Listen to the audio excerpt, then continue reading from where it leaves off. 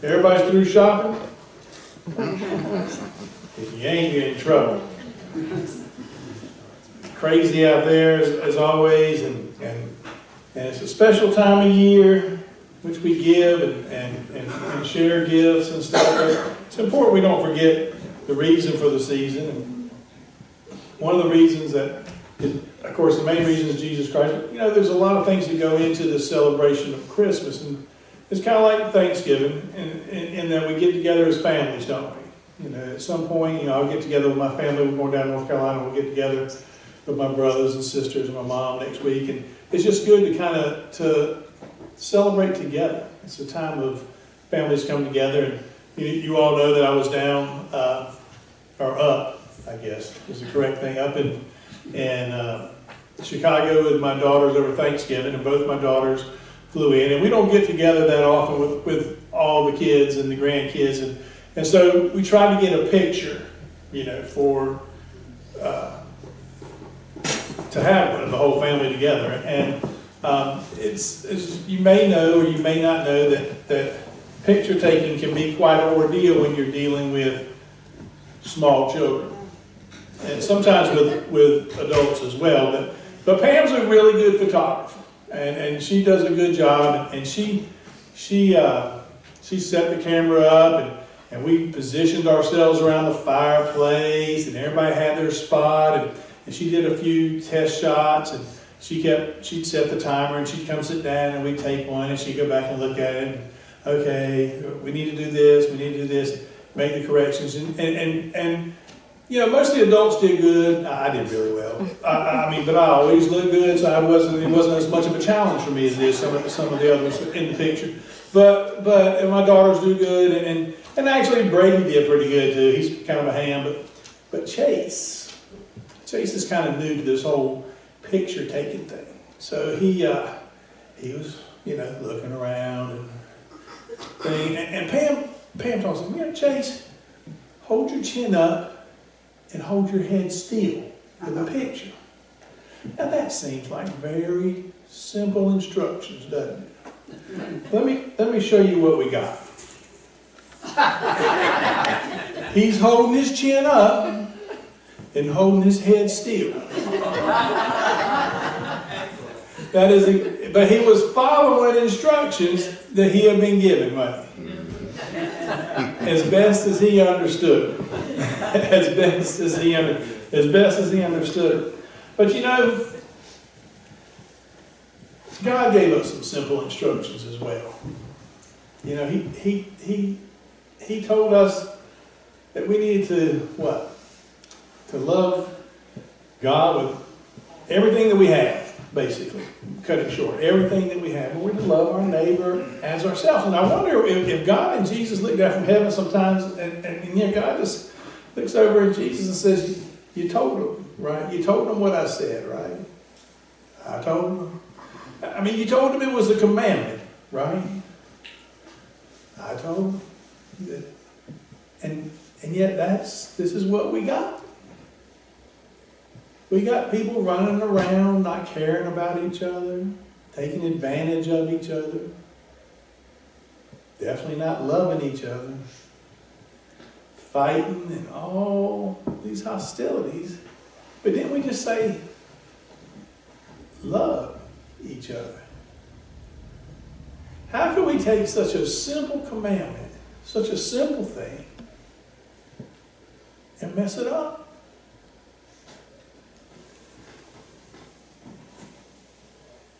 Maybe we think we're doing it right, but in essence, we're walking around like this. We got a lot to learn, and I don't think it's for a lack of trying. I think for the most part, I think most Christians really try to love each other. But I think sometimes we lose sight of the fact that it's an everyday journey. That to love people is not just a Christmas thing. It's not just an Easter thing. It's not just a Sunday between the hours of 10 and 12 thing. But it's an all the time thing. It's what we're called to do all the time. You see, we can't just come to church and claim to know God and worship God and then take Jesus and put him back in the box, so to speak. I'll put him away and I'll take him out next Sunday about 9:45, just in time to get him to the car to go to church in. Right? That's not what the commandment says, is it? No. It says to love God with all your heart, all your soul, all your strength, everything you got. To be all in. And to love your neighbor as yourself. Now, how many of you done that this week? Every second, nobody? Wow. Man, I got a lot of preaching to do. How many of you at least tried to do that at some point? At some point during the week, some of you attempted that. Well, that's good. We got to start there. We got some building blocks here to go on. You know, we go through this busy time of the year and we forget sometimes. That's the problem. You see, the problem is that we get sucked into the world too much. We get pulled into the fancy sweaters with the lights blinking and the decorations, as pretty as they are, and the gift giving and all that stuff. And we forget the reason for the season is Jesus Christ. We forget that Christ is God telling you, I love you. I love you so much that I'm going to send my son. And we're going to start off in a manger, and we're going to go on this incredible journey, and you're going to see some miracles, but at the end, they're going to hang him on a tree. You're going to crucify him. And I know that, and I'm sending him for you anyway. You see, the kind of love that God shows for us is different than what we see in the world. You see, because God sent his son in spite of all those things, knowing that people would curse his son, they would mock him, that they would make a crown of thorns and put on his head, that he would die for your sins, a brutal death on a cross. He knew those things and he sent him anyway.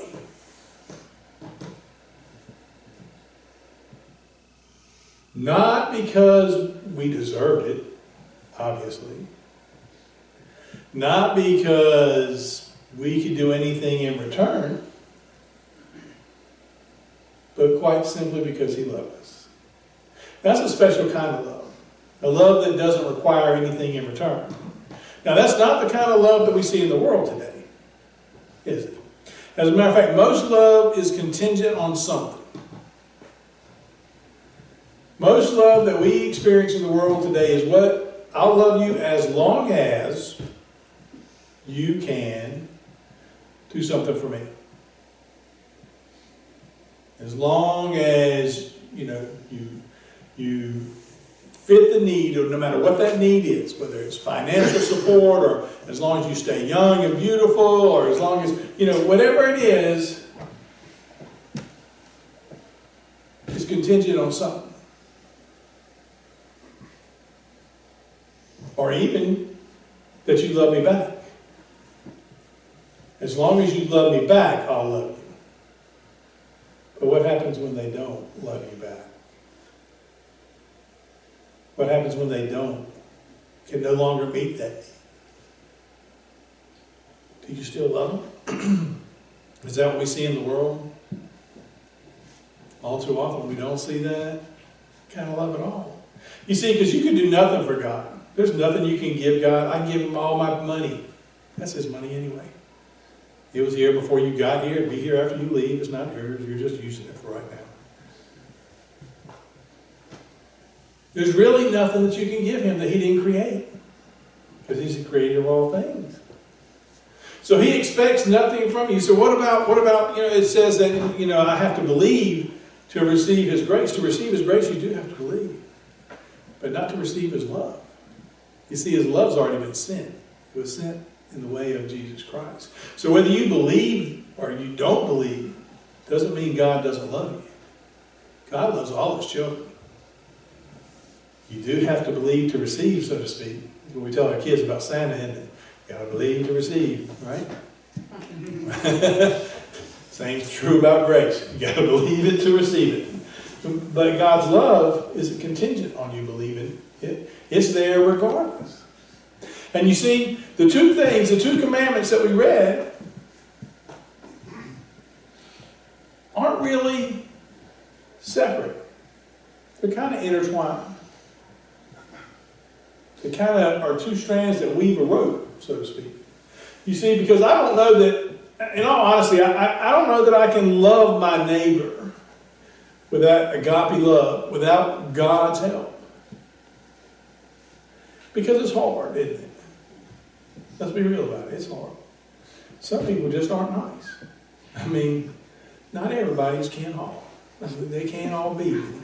But in seriousness, some people are hard to love. But God doesn't call for you to love some people. He doesn't call for you to get to choose which ones you love. He wants you to love the ones in the mansion and that are homeless in the same breath. He wants you to love the ones that made good life choices and the ones that maybe didn't. He wants you to love the ones that think you're the best thing since the invention of toast, and the ones that make you feel like burnt toast. He wants you to love them all. And that's a hard thing to do. But you know, when you experience God's love, when you make that commitment, when you experience God's love and you seek to draw closer to God each and every day, and it changes you. You see, I couldn't give someone mercy had I not received it. I couldn't give someone forgiveness had I not received it. I don't know that I could love with agape love except for I have received it. It has to be a part of you. You have to embrace it. And the closer you get to God, the more it becomes who you are inside. And what you are inside, you know eventually comes to the surface, don't it? And a lot of times we like to put on masks. And what we present out here isn't what's in here. But sooner or later, what's going to happen? It comes out, don't it? And everybody goes, oh, I didn't know. No, you didn't know because they've been hiding it. But the thing is that this isn't something you need to hide. You see, when we embrace that love that God has for us, it fills us up. It takes our empty vessel and it fills us up to a place that's overflowing, to where it naturally flows from who you are out into the world. Do you have a song you like? Do you have a song that's a part of you? You know, I think a lot of people have that one song. You know, that when that song comes on, them feet start tapping, you start moving, right? Next thing you know, you dancing and you're getting, you know, nobody's watching, you're moving around, you know, like it's your song. It's just a part of you, right? When we let God's love become a part of us like that song, it can't help but come out. You see, we didn't plan to start tapping our feet, did we? We didn't plan to start moving, dancing, did we?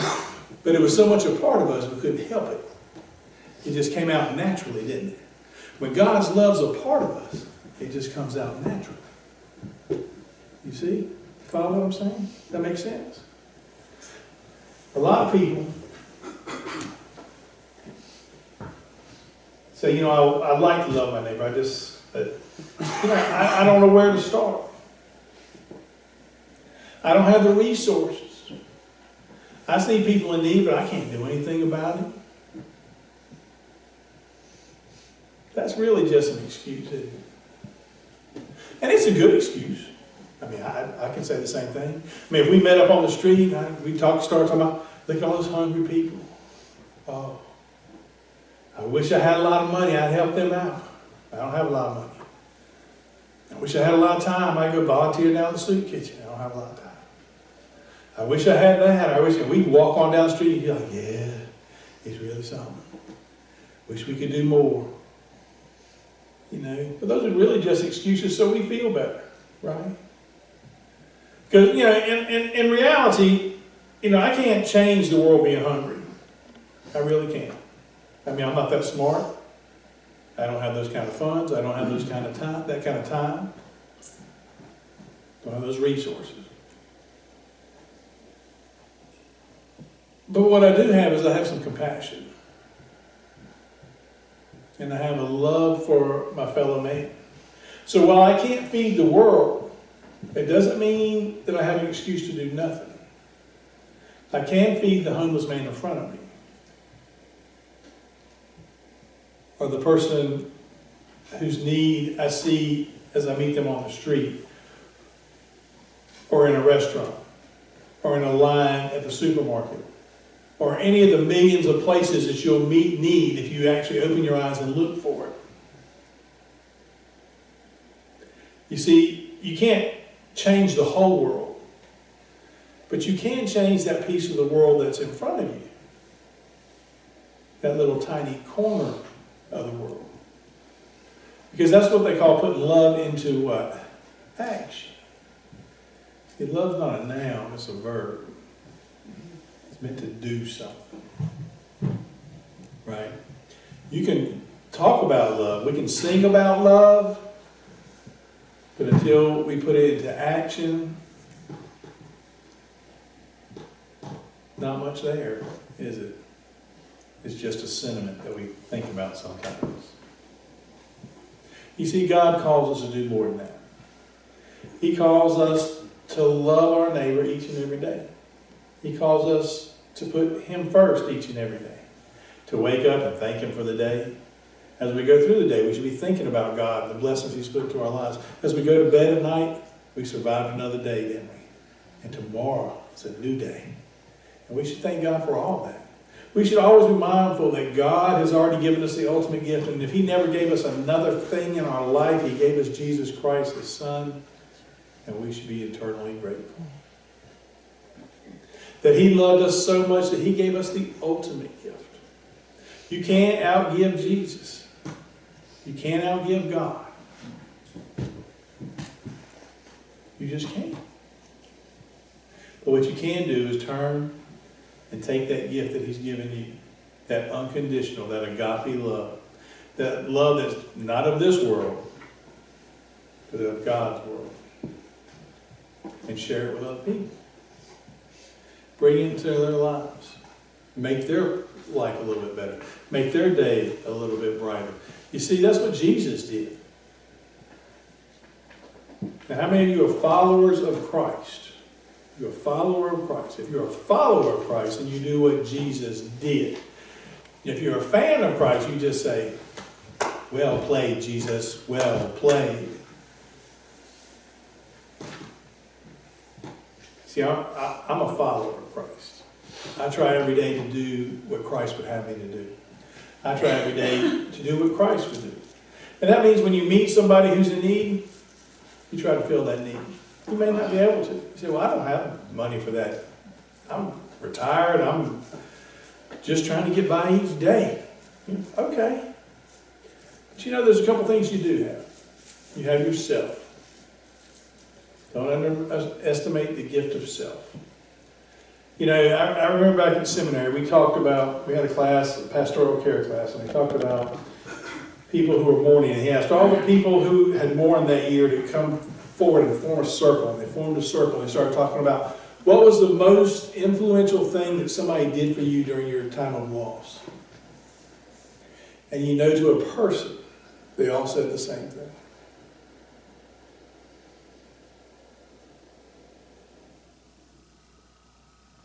The gift of presence. It wasn't the casserole. I'm sure some of those casseroles were really good. It was the gift of being there. The gift of giving themselves. Taking time to come and give somebody a shoulder to cry on. To hold somebody's hand. To pull them up when they're down. You always have yourself to give. The gift of presence. Just to be there. Sometimes that's all it takes. But if that's not enough, there's always prayer. Right? You can always stop and pray for somebody. Take a few seconds. Lift them up in prayer.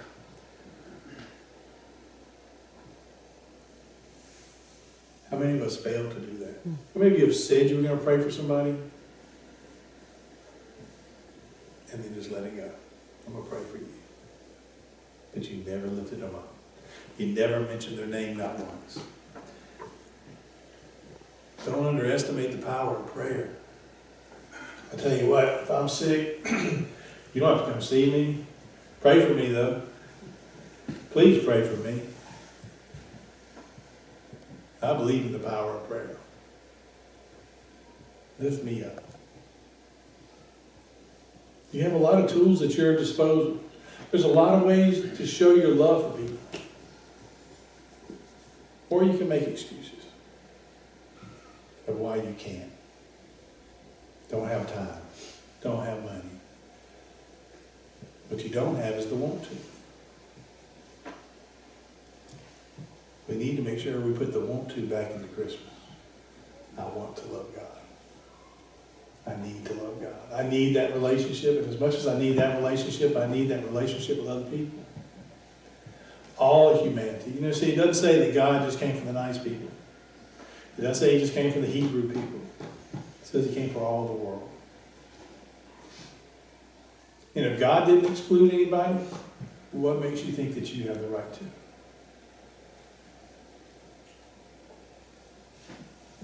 Because we don't.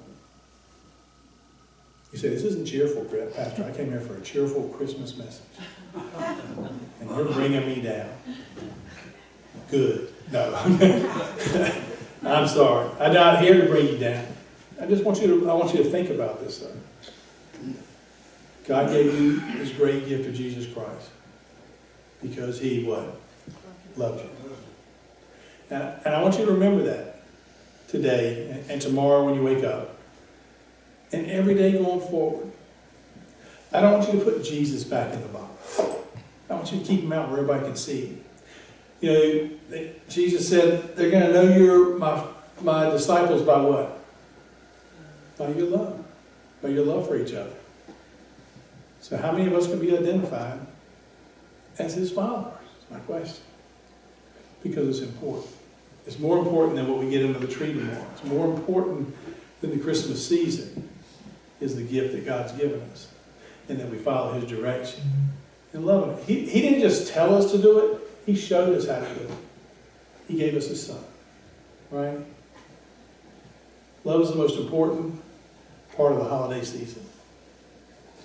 It's given to us to live out each and every day. You know, one of my favorite stories is that story about the Apostle John in his old age when he was in Ephesus and he had to be carried to the church every day, and he would be carried to the church and they'd ask him to say something, and he'd say, little children, love one another. And they'd carry him back to his bed. And finally, after a while, it's kind of like y'all hearing my same stories every week. You get kind of tired of it. And they said, you know, why do you always say the same thing? And he said, because it's what Jesus commanded. And if everything else was gone, it would be enough. Love would be enough.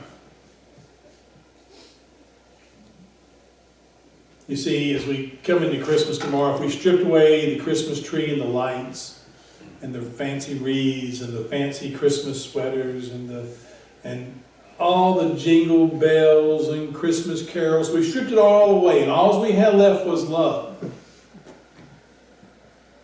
It'd be enough. It'd be enough to celebrate. Because that's what we celebrate on Christmas morning. We celebrate God's love for each of us that appeared in a manger. Jesus Christ. And all God's people said, Amen.